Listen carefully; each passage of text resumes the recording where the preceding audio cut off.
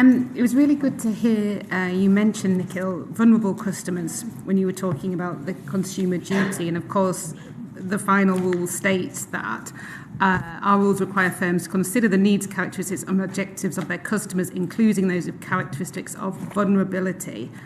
Do you think all financial firms really understand this for all types of vulnerability? And how are you helping firms understand the requirements around how vulnerable customers should be treated? We're on a journey here. I wouldn't say that all firms do. I do think there's a number of firms making considerable efforts.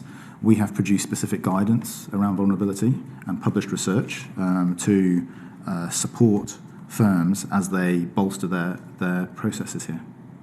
One of the aspects I'm particularly keen to hear your thoughts on is this idea around transitional vulnerability. The cost of living crisis might be creating vulnerable customers that might not be vulnerable for long, hopefully.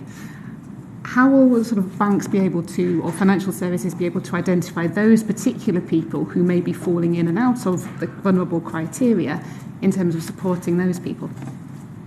Big data has some very positive benefits here.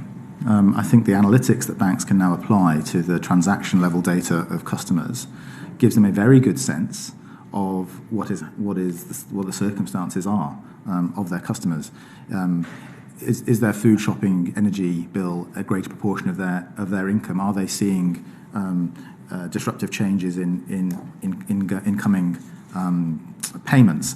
And therefore, should they be then therefore communicating with their customers to make sure they know that support is available? And this is an area where, to be fair to the banks, GDPR is relevant because some customers will say, mind your own business.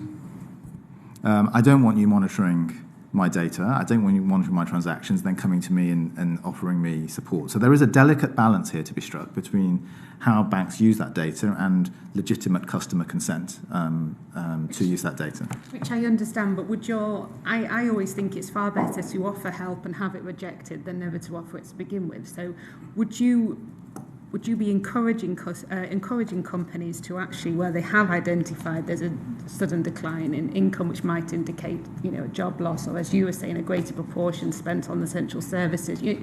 Would you be encouraging them to reach out to those customers and say, can we offer you any assistance in any way? Obviously, in a sensitive way. We would be encouraging banks to be proactive. That proactivity can be generalized communication. So you may have seen billboards on the streets and emails go around saying we're here to support, phone us, contact us. Yeah.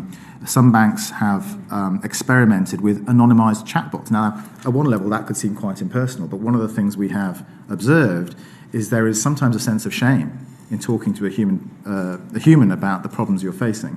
And actually, for some consumers, particularly vulnerable consumers, the ability to talk to engage anonymously about their circumstances can actually signpost them to support, which they might not have secured by picking up the phone. So they're doing it online. So there are many different innovative ways using behavioural insights and data science that I think banks can look at. Do you think firms are doing enough at the moment to review how their products and services are working for vulnerable customers, or are you you mentioned sort of at the beginning of your comments this is a journey? I mean, where are they in this sort of journey? I would say, and one of the reasons I made the point I did in my speech in November at the UK Finance was I do think that the banks generally were quite proactive during COVID in supporting their customers, and they built a lot of goodwill. And the point I was making there is if they don't sustain that during this next period, that would be reputationally costly for them. So I think when it comes to borrowers and vulnerable borrowers, I think there is actually a fair amount of proactivity. I think there are some other areas, though, where there is certainly more to do.